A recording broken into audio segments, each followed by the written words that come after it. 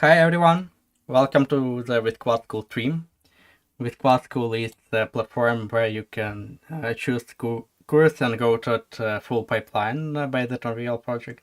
We also have a Discord community where you can share your artwork and connect with other artists. All link in the description. And now let's move to today's topic. Our guest is Jan Honorato. Yes. Mm-hmm. Okay, a Yeah. 3D texture artist and environment artist, he will share his approach to creating hand-painted texture for cinematic. In the meantime, feel free to prepare your question in the chat. He will be happy to answer them at the end of the stream. Hi Jan, can you tell a bit about yourself and how you develop as an 3D artist? Hello, guys. So I'm Jan. I'm a Brazilian artist, and I will be sharing here a bit of my experience doing hand painted, especially for some of the Free Fire cinematics, the Winterland cinematics.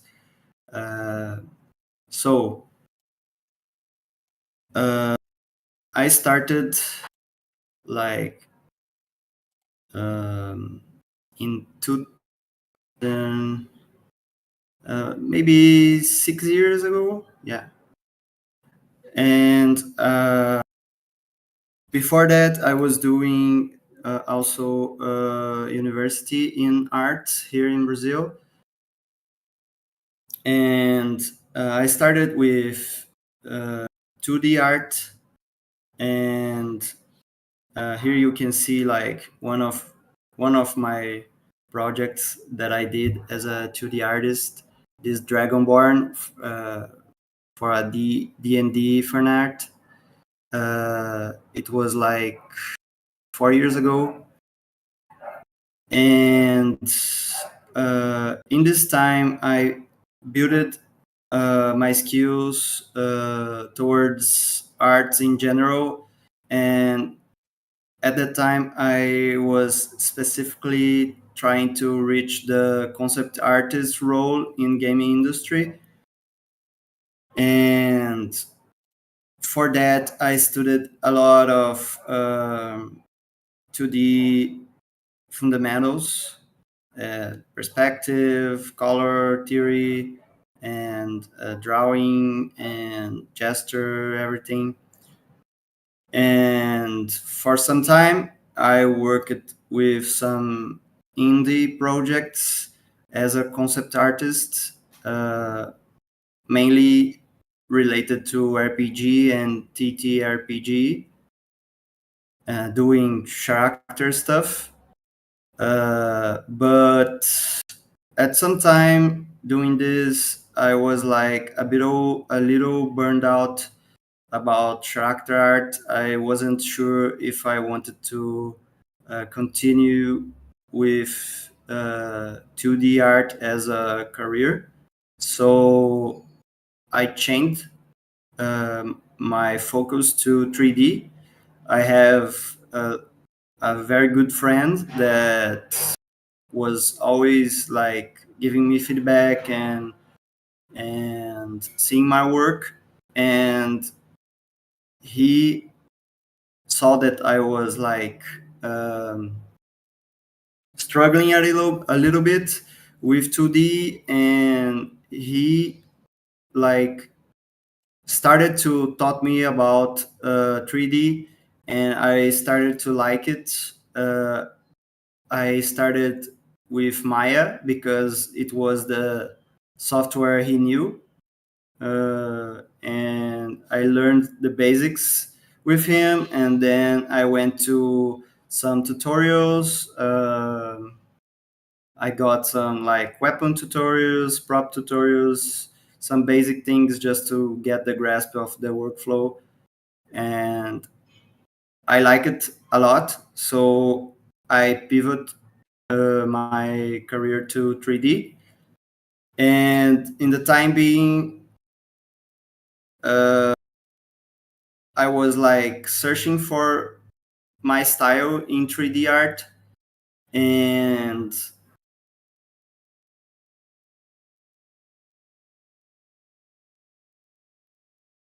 I liked a lot like League of Legends, Arcane, and all this very well-known stuff that has this painterly style. Um, I thought that would be cool to do the hand painted style. So I did some PBR stylized in the beginning. They are not in my portfolio anymore. My focus shifted to hand painted, and I did like a lot of studies. I took like 1 year of really hard study to get the all the because we have in this industry like a lot of softwares that you are required to know, uh, or at least I thought that I needed to know like ZBrush, Maya, and Substance Painter, and everything. Now you can do a lot of things just in Blender. You still need to work with like Substance Painter, maybe Designer, as an environment artist. Um, but yeah, I took like all these programs and like learned the basics of them in 1 year almost. And alongside with that, I think I was like working with some 2D projects in the side. And at some time, I just focused on the 3D and took like some months without work, just learning 3D, so I could like pivot faster because I was liking it too much. And that was like 3 years ago, uh, roughly. So after this first year of studies, I got this awesome opportunity to work with the first of my Free Fire cinematics that was uh, Winterlands 2023. And I did this bus here and some other props like this book that shows in the cinematic. And that was some awesome experience to me. I like felt that I um, found myself like really happy doing texture art.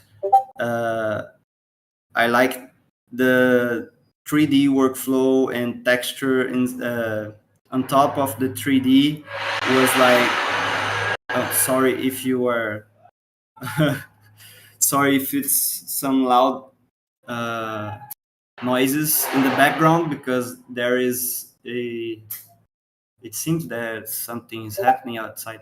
But yeah, You can turn on I noise suppressions, maybe in Discord. yeah, you heard this, the sounds outside.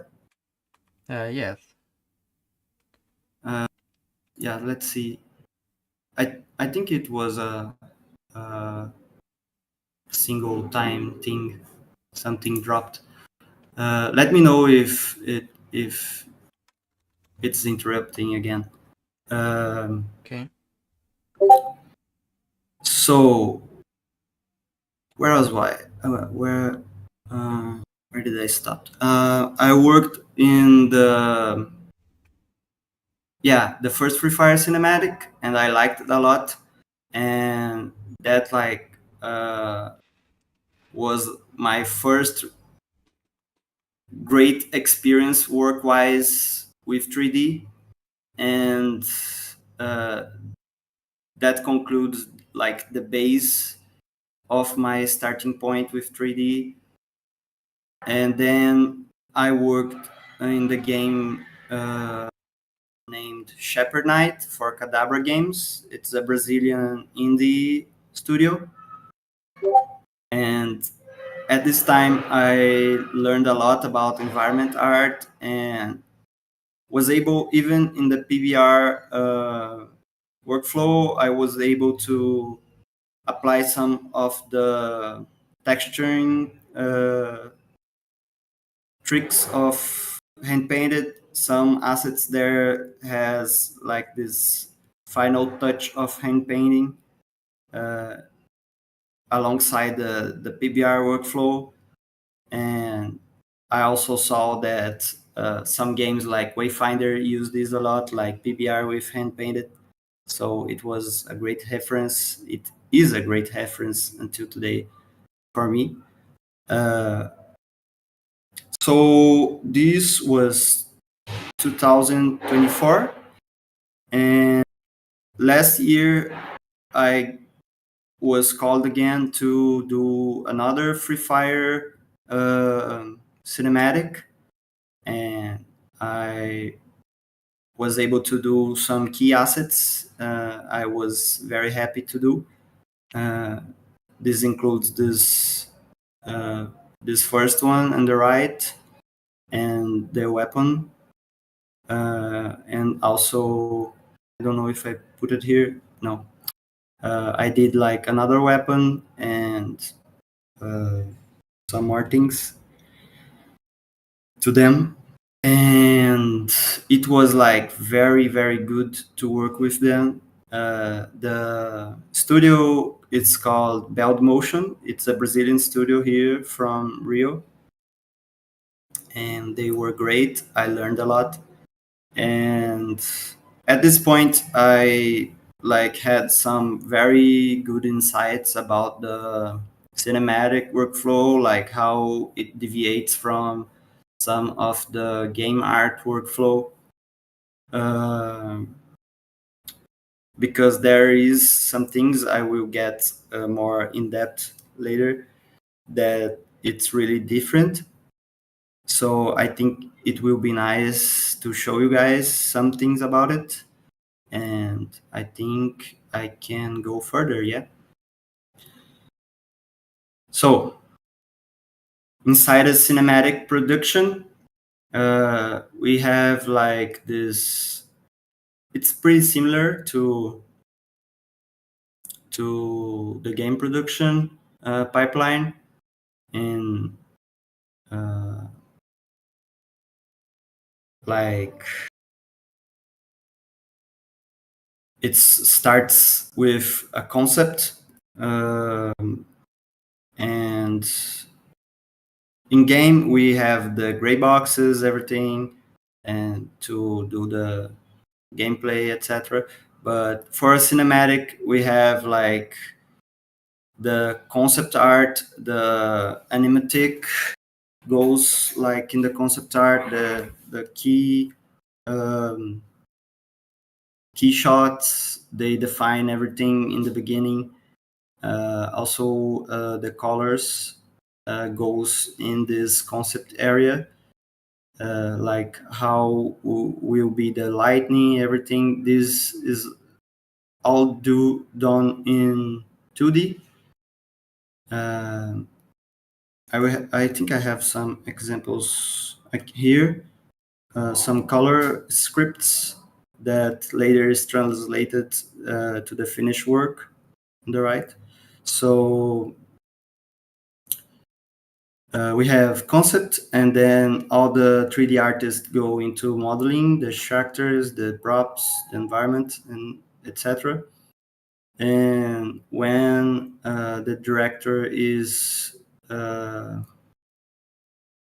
ready to approve the modeling phase, we go to UVing, and when all is UV'd, the rigging part and the texture part starts together. So it's hard to change anything related to the model at this point, because changing would mean losing all the texture and rig work sometimes. So at the side, there is some look dev going in the base of the modeling, but that will come together when the texturing is done. And also the lightning is being set up, but we need to have the texturing to see if everything is working good. And that's something that's going straight for how it's said, it's going back and forth with the director. You send like the updates, it's commonly like daily updates, and then the director, like alongside with the look dev, is already looking for some things that could be missed and giving feedback about the work. So sometimes you have to go back and change something, but in an ideal world, everything goes smoothly with the pipeline, and then in the end you get the render and the final product. The key differences from game art is that modeling at most doesn't care about optimization. We have this a lot in game art, that we have to optimize everything, especially if it's going to mobile games or Switch and other consoles that are not so powerful, like PC. Today we have like more tolerance with uh, not so optimized assets. Uh, it's but it's also uh, a good thing to always be optimizing with game art. And for cinematics, it's like the form, the visuals, and how the camera will be impacted with the mesh. It's more important than having a optimized mesh. So as you can see in this example, this weapon has like a lot of trees. This wouldn't be possible in game art because it will like give a lot of issues. Um, so it's better to match the concept and have a good form than to have a nice prop optimized. So in this, also textures to cinematic. Yeah, it's good to. I read the chat for a moment. It's very good to not worry about the optimization, uh, because it could be a pain. uh, Also, textures are more flexible because you can work with larger and many more textures per asset that you would in games, because games also want to optimize the texture workflow, because textures are really heavy for games. So that's why we have like trim sheets and modular kits and everything to optimize this part, so the games can run smoothly. And for cinematics, they doesn't care too much about that too. It's better to have the best visuals possible uh, than having like optimized textures. But you do have to be careful with the UVs to have a good layout, that it's intuitive to go around to texture.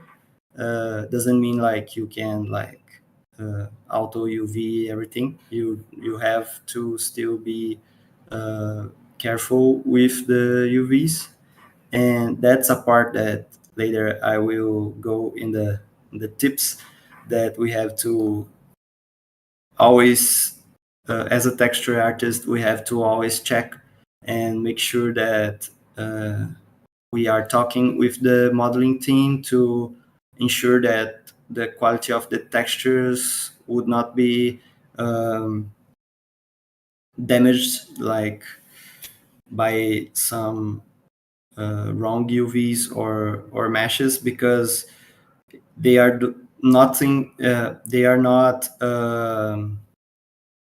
taking this this part so seriously, uh, because like they don't have to optimize much, and sometimes some artifacts go through, and we have to, as a texture artist, like also ensure that nothing is damaging our work and making our work harder. So that would be uh, a thing to discuss with the art director and the 3D modelers. So in the texture workflow, we receive the model, and we will start to playing our textures. So we have to have some things in mind. Before we start texturing, we have to, as I was saying, like check the mesh, check UV textile density, check mirroring of the asset, and separate the materials by UDIMs or by uh, other constraints. The art direction will uh, say about it, if they need to have any other separation regarding UVs, but materials, but that's would be like mainly it. And also make sure that everything is organized and named properly, because we will make sometimes a bake from the high poly in the high poly just to get the AO map. And also we need to set up the references to make sure we are fitting the style of the cinematic. So this will be provided mostly by the team, because they will have the concept art, the color script, and everything. So just at some cases you will need to search for your own references, but most of the time you have the references already given to you. And here we have some examples of things that I noticed, and uh, I happen to still have in my PC to show you guys about this project. Um, like you can see the image tree, we have some weird UVs things going on, and a little of bad islands that are too tiny that can make some artifacts with the painting. And it's very it's very hard to not send this model back, because I don't need to even start texturing to know that something is gonna be happening with the model. So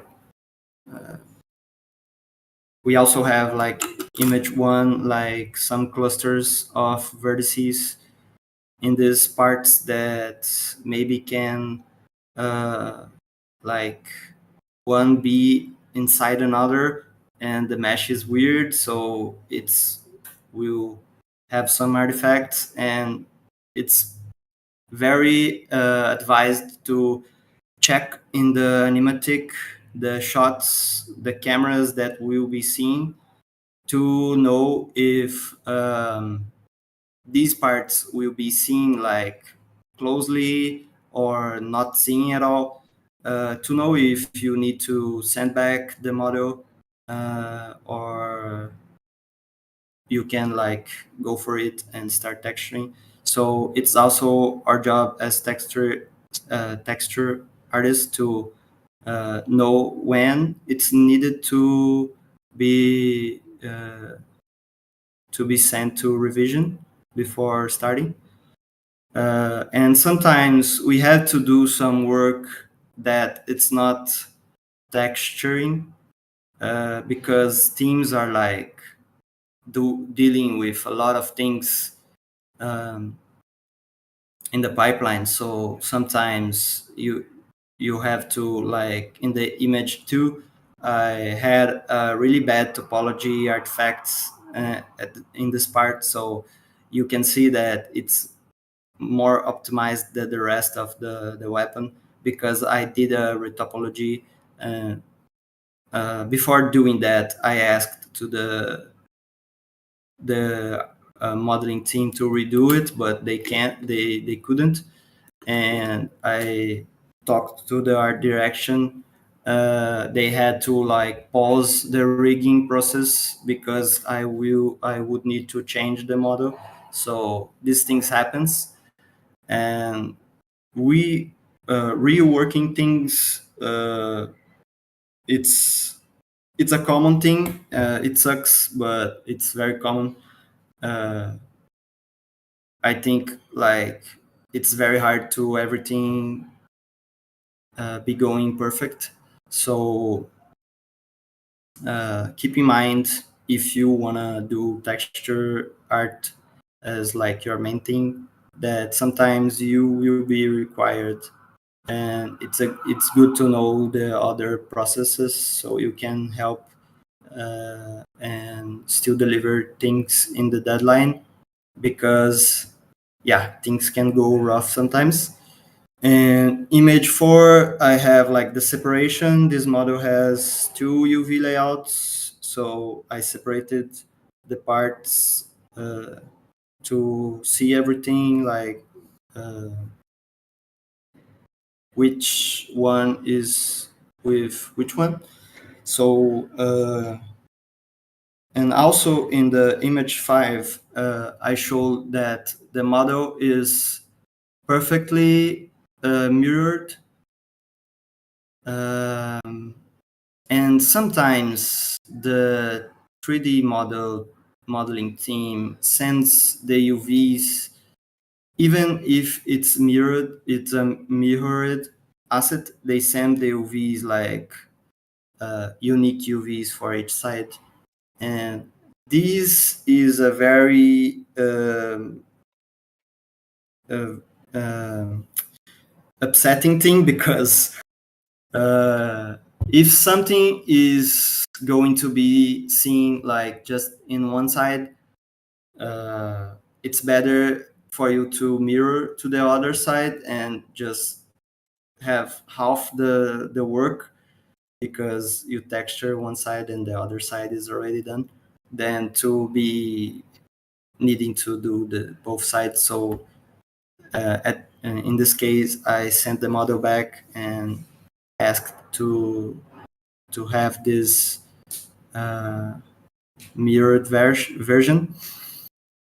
And I was told that they couldn't do it, so I did it myself.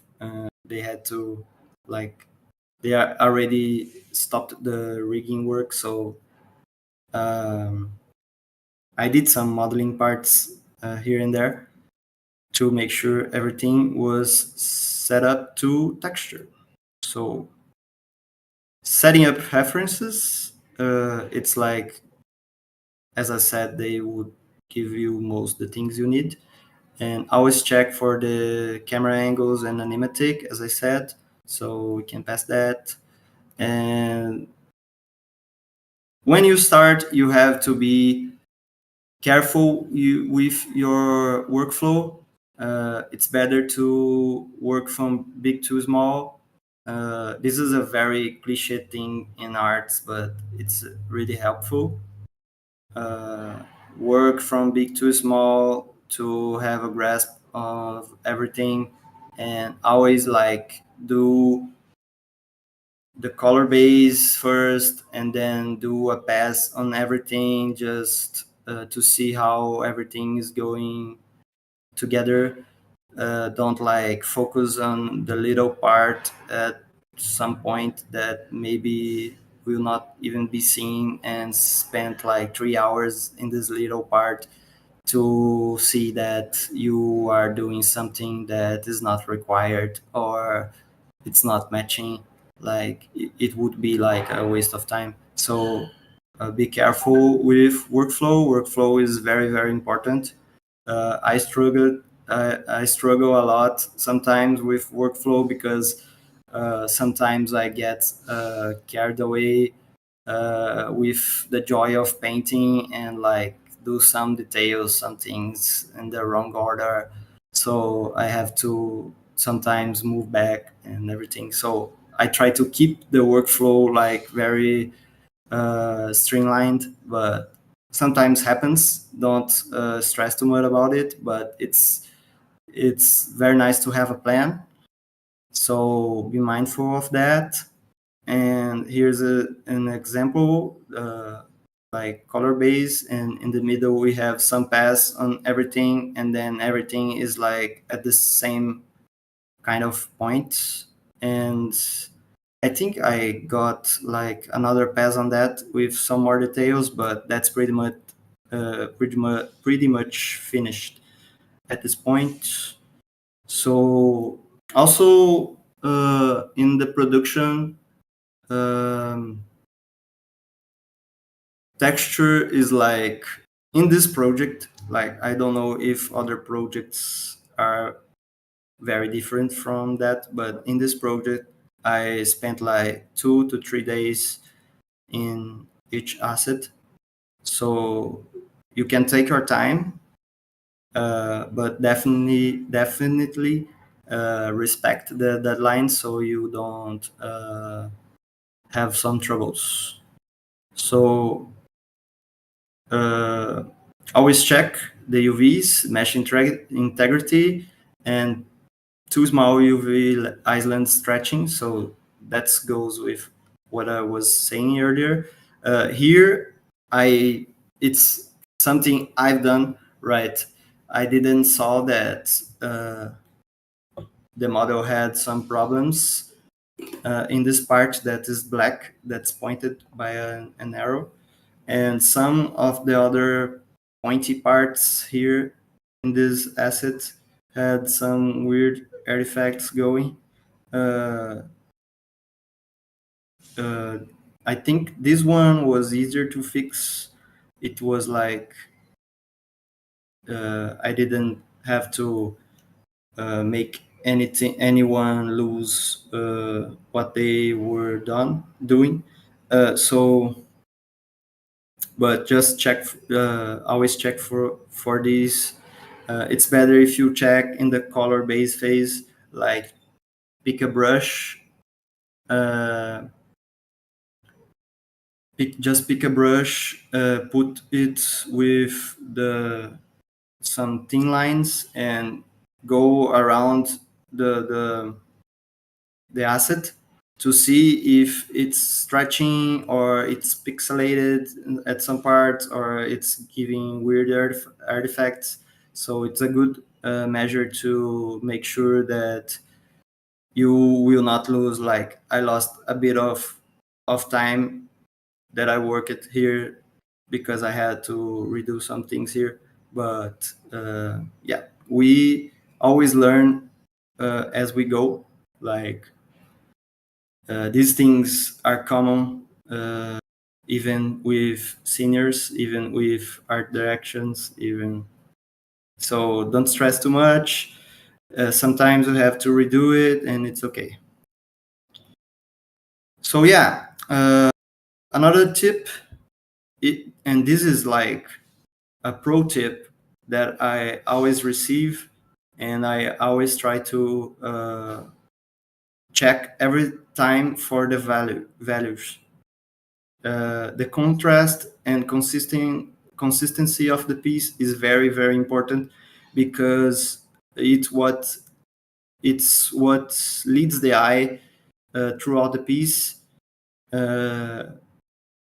Don't work with full white values, and also don't work with full black ones, because it's very detrimental to the balance of the piece in general. So always have like a range of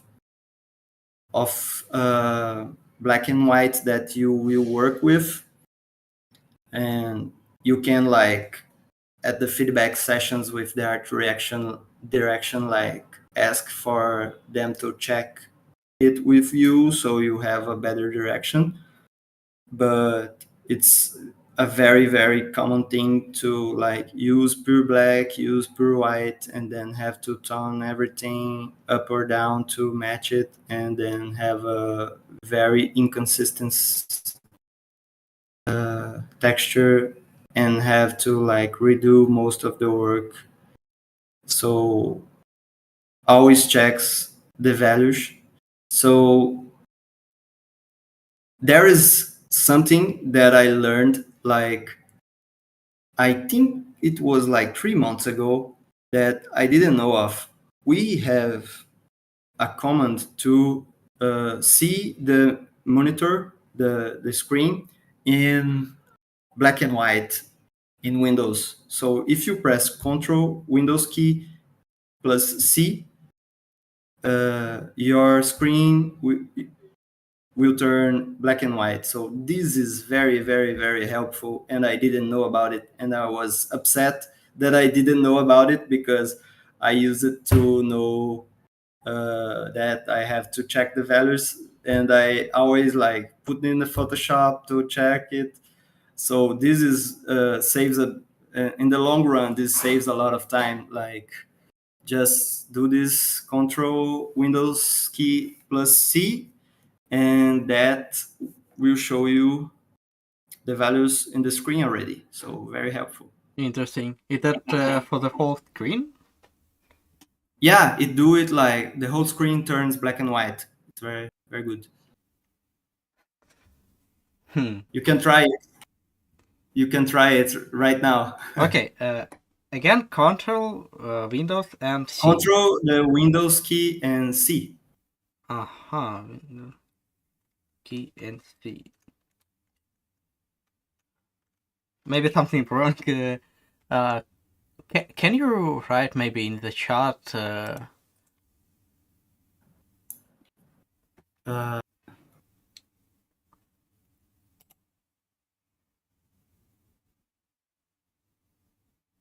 oh, it's not on by default, someone said. So maybe you have to turn it on somewhere. I will check it. Maybe if you can check it while I'm doing the presentation, so we can say the full information. I thought that it was like defaulting, because when I learned it, I just pressed it and it worked. So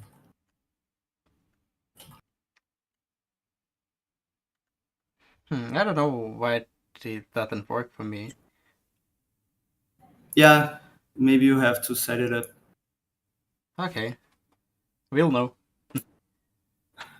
But definitely go for it. So it's very helpful for you. Yeah.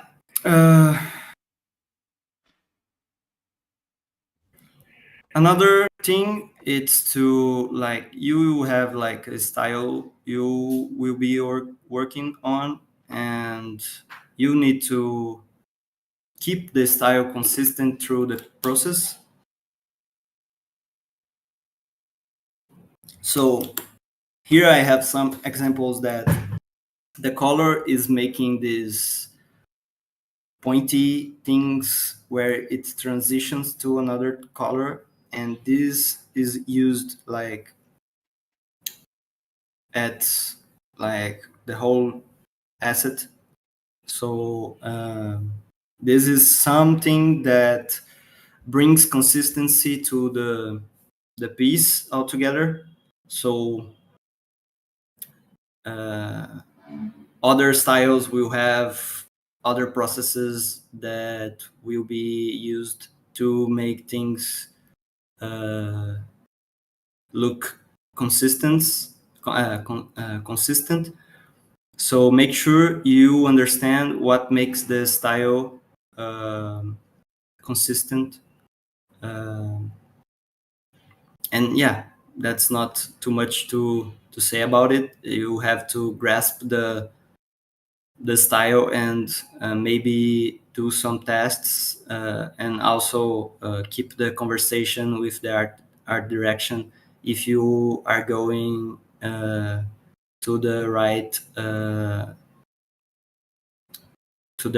path. Here, if I remember right, I had this conversation with the art director about the sharpness of the colors. I was doing like uh, a more smooth transition, and at some point I changed to this more hard transition between colors. So this was something that I have adjust along the way. So it's normal. Just make sure that communication is going well, and it will turn out well in the end. So uh,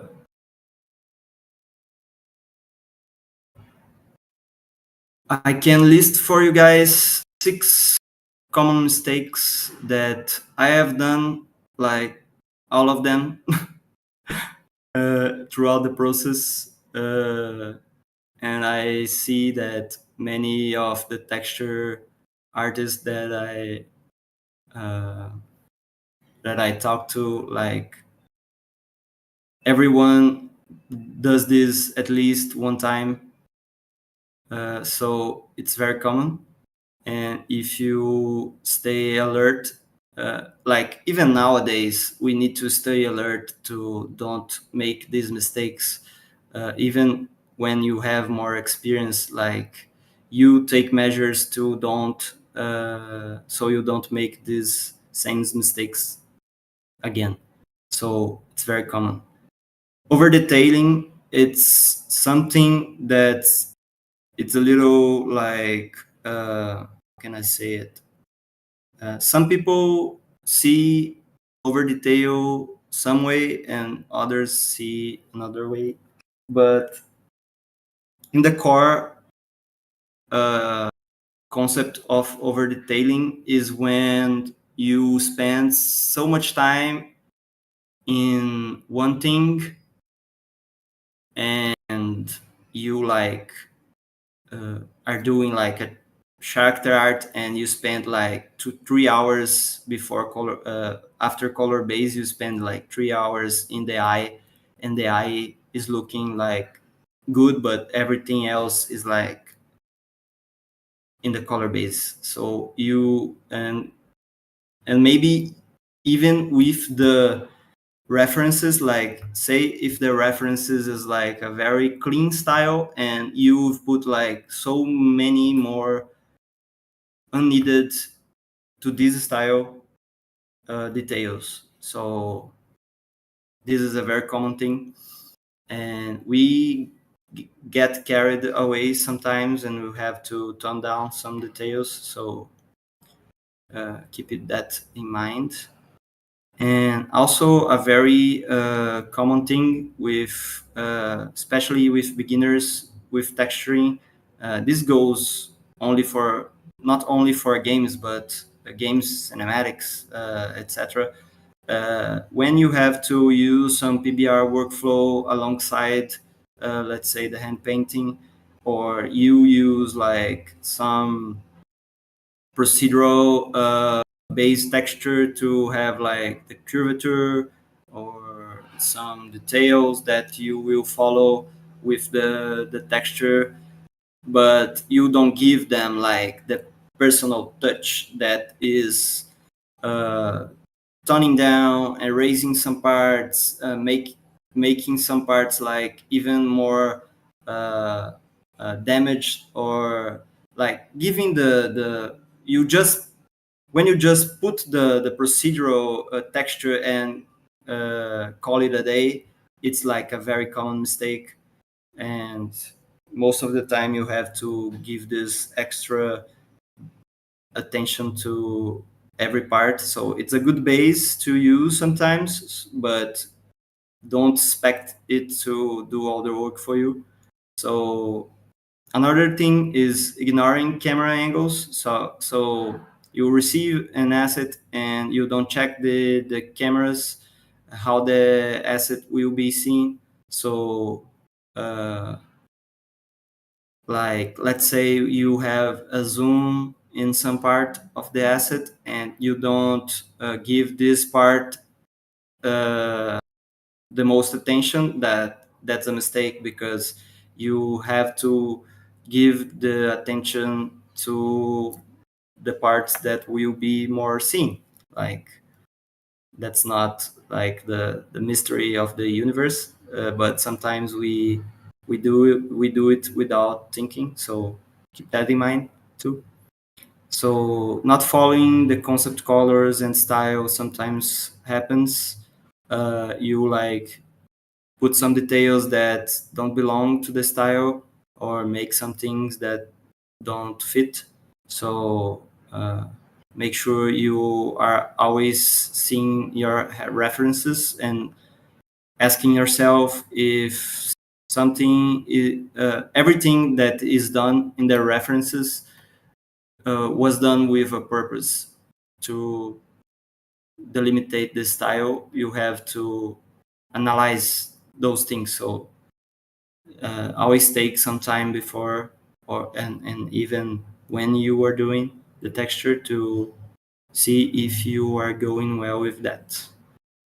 And five, not checking the UV, textiles, mesh, and material constraints, as I was saying in the beginning. So this is a common mistake. Sometimes starting texturing artists don't check it. They like receive the asset and they think like, oh, it was approved. It must be 100% good. So I would just start it and then I work 3 hours on top of it. And whoa, that's something here that prevents me to do my work correctly. So yeah, that really is bad. That's very bad, because you will lose this work most of the time. So six, not discussing and or respecting deadlines. So this is very, very common, like in not just in texture work, but all the works I've done. uh, I tend to respect the deadlines a lot. So uh, that was one of my most important things, that I make sure that when some deadlines is set, I have certainty that I can uh, have things done in the deadline set that was set. Um so many people like don't say that they are struggling, or don't discuss with the art direction. They are ashamed, they are shy, they are whatever, and things tend to snowball from there, because you don't meet one deadline, so you don't meet the second deadline. So, and when you have a work that has to be done so other people can work on top of that, that means that the other deadlines are also getting delayed. So this can be very bad, and doesn't give you you pass like you are unprofessional when you don't meet deadlines. Right. There are some deadlines that are out of this world. So, but you have to say that you can't do it in the deadline. If you don't say anything, it's your fault. So keep that in mind. So we can move to some texture tips real quick. Uh, and then I will give you guys some material that you can study to be better at texture, uh, hand painted texture mostly. But yeah, I think these concepts like are like for everything that will need textures, you can apply that. So one is color is context. So the colors appears to be what they are based on the context they are put in. So one thing you can abuse from this concept is that when, let's say, you have to do some color variation in the asset, but you have already established a good black and white base and you don't want to change it as much. So there's a way to do that. You can change the color, but preserve the same value. So as we see here in this example, we have various shades, various types of green and saturated, desaturated, etc. And there's one in a specific that's highlighted with the blue arrow uh, that mix with the value when we are seeing the image in black and white. So this is something that wouldn't destroy your black and white hierarchy. Obviously, you have to like give it the attention, uh, um, like pay attention so it doesn't like stand out too much, because it can happen like if you use like a very contrasty color, uh, it will like bring so much attention to that detail. So use this with care, but it's a way that you can bring color variation to your pieces without struggling to balance everything. So here we have like another example. I used a shade of blue, and the green and the blue highlighted with the white arrows blend perfectly with the black and white version. So you can explore this like doing color studies, and it will like open a whole world to explore.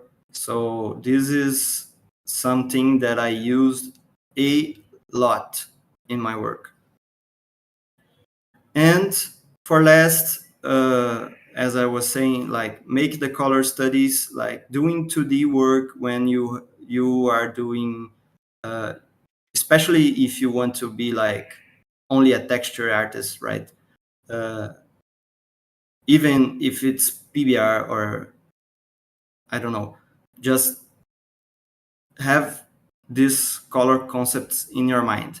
It's good to do the 2D studies. So you, when we do with our hands, it can be traditionally or digitally, we like tend to grasp more the concepts of the study.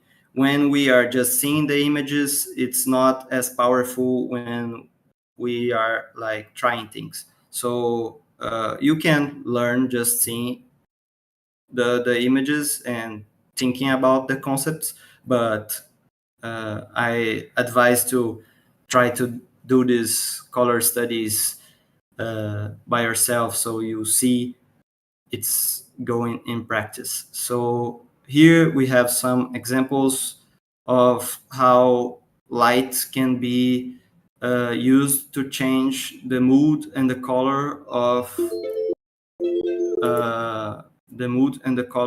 the image, and also how color interacts with other colors. Because in this cube by James Gurney, it's on his book about color. We have the same color that is in the right with the arrow pointing at it. We have the same color, but it's appear like blue at one side and more reddish at the other side because of the context of the colors. So that's very, very important that us as texture artists, or like artists in general, right? That we know these things so we can use in our advantage. So yeah, where and how to study. So simple things. I like books. This Color and Light book by James Gurney is like the Bible of painting. So if you want to uh, know how to paint, especially hand painted, uh, like we use like all the concepts from 2D translates to hand painted textures. So it's a Bible. You have to have it, uh, and you have to at least try to read it one time. But it's a like reference book. Like you always are searching for inspiration, and you can always learn something new because there is so much things about color and light that it's crazy to try to know everything at once. So take your time, but definitely go see this material. And if you are just starting out and you have something more easy to grasp, like not easy but like more for beginners, as the title says, you can pick this Sarah Renee Clark color theory for beginners. It's good. And also I like a lot, I have it saved on my YouTube account, this color one-on-one from Marco Bucci. It's very, very cool. So that's about it. Uh, from the content I had prepared. So we will open to questions and comments. And I hope you guys like learned something from what I said so far. And thank you for your time. Thank you too for your beautiful presentation. Let's move to the question part. We have collected several questions. The first question was on the page about texture in pipeline. Did the modeling team get in trouble, or do the thing happen and just adopt? Yeah, I don't think I don't know if they got in trouble, but I don't think so, because it's a common thing. They are doing like many things at once, and even the person that is responsible for giving the okay to the final asset like didn't see those things. So I don't think people get like in trouble, like lose their work or anything because of this. And you need to surely have an adaptive uh, mindset to work with this stuff, because if you stress too much and if you need to like, oh, it's not part of my work, I would just send this back and wait. Sometimes they will find uh, other person that can be more flexible, and you will be like out of work. Like it's not your fault, but you have to like work with what you have. So Mm-hmm. Okay. Next one. You can paint a texture also good. Uh, Brazilian 3D art here too. I got a question. How long did you take to get your first job at 3D? it was like in my first years studying 3D, I had some opportunity to work with environment art to a indie game. So right in my first year that I've transitioned to 3D, I had some experience working, but for Free Fire, for cinematics, and with hand painted style, it took like 1 year and a half, roughly. Uh, when I That's when I made the first cinematic for Free Fire. So at this point, I had like maybe 6 or 8 hand painted assets in my portfolio. Now, my portfolio is a lot different from that time, but some things is still there. But yeah, By the way, which moments from 2D art did you find useful in 3D art? sorry. Which moments from 2D art did you find useful in 3D art, especially texturing? Uh, Sorry, I don't think I heard you like I can clearly. send you in PM. Yeah, sorry. Okay, no problem.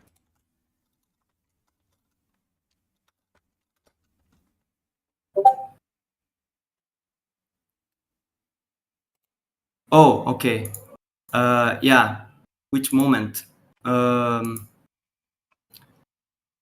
So, uh, I think like studying observation helps a lot with modeling.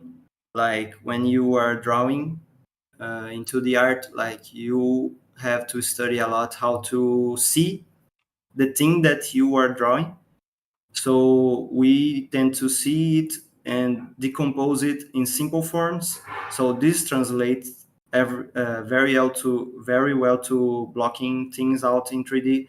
Also, the color studies, the painting studies also translate to PBR or hand painted or any textures, like attention to detail, like how to make a detail appealing and stands out using line, using color, using anything. Like this all translates to 3D.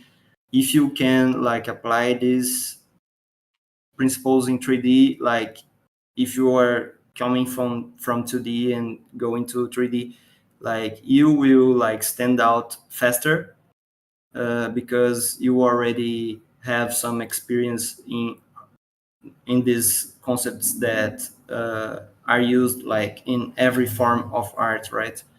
You can see that in cinema, you can see that in uh, paintings, you can see that in drawings and everything. Thank you. And next question from chat. Can you explain the process of creating a game piece for an indie game? For example, that sleep statue you showed earlier from Ka- Kabat... How? Cadabra. Yeah, Kadabra games, yes. yeah, let me go back to it real quick. Yeah, the process is like the the basic pipeline for games. uh, Either you have like one of a kind asset that will have like its own bake, its own UV, or you have like a tileable kit that will be used. So this one, the ship statue, is a one of a kind asset that has like its own UV, its own bake.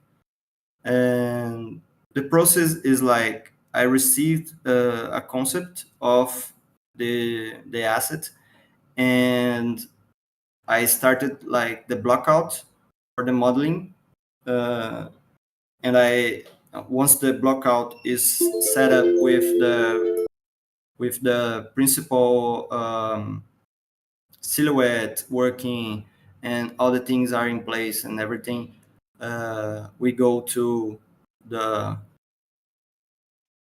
high poly, and we sculpt the high poly. I used ZBrush to sculpt it, so I've done all the details of the rocks and everything, and then we have to retopo because many of these games are like very optimized. Uh, so I had to retopo it uh, to make sure that the mesh is like good. And then we go to UVs, and with a good UV you go to bake. And when you have your bake done and read and you don't have artifacts going and everything is 100%, then you can start texturing. And things like this emissive texture, like this blue light that the runes and in the cracks, it's the last thing you do. It's like a mask, an emissive mask that you can put in Unreal so the runes, the cracks can shine. And that's about it. Okay. It's the standard pipeline for games. Mm-hmm. And next question, what is the most laborious part and the one that requires the most attention during the process? Uh, I think the thing that requires the most attention, it's like when you are going from base colors to the middle part, when everything at some point like looks a little bit ugly, because when you are working with colors, especially if you are working with this painterly style that has a lot of color variation, uh, it's where you have to bring the most attention to don't mess too much with your hierarchy of details and what needs to be like in the right value to guide the eye to see what matters the most. So this is definitely the part that uh, in texturing, like for cinematics or for game art, it's the part that I need the most focus to do a good work. So Okay, and last question from me. Uh, what should artists focus on first when learning hand painted texture? yeah, for hand painted texture, your focus must be like understanding colors. Like we go back to the principles, and every time we go back to the principles, so have these concepts like in your mind, like automatic, uh, will do like a lot for you. So this is like the first thing you have to understand. You can't run away from fundamentals. So get the work done with the fundamentals and keep producing. Like don't like spend too much time thinking, oh, what I will do next, I don't know, and then you spend like 2 weeks not doing anything because you were like not knowing what you have to do. Like do studies. Not everything you do has to be seen. Not everything most of the time things we do are not to be seen because they are like studies, they are like sketches, they are like things that don't require to be like finished. So don't be afraid to do that. And I think that's the like the first thing. And then understand like the softwares, the power of the tools you have at your hand. Photoshop and 3D Code are like the main softwares that I use for 3D hand painted textures because they are integrated with one another. You can like have it's a feature in 3D Code that you take a picture of your screen and it goes automatically to to to Photoshop, and then you paint over it. And when you save the file, it's already in 3D code, so it's very helpful. And also, Substance Painter can be used in the workflow to make the masks and color bases. Sometimes I do it. So get your studies. Work well with your softwares, like understand what you have in your hands to work with, and keep practicing. This was like the three key things that we still have to do like all the time. So Thank you. And one more question from the chat. What was the most challenging part of your transition from 2 to 3D? And what was the most difficult part you faced? yeah, I think the most challenging part was like all the softwares we have to know, and all these like pipeline principles like UV, how bake works, how the bugs happen, how normals work.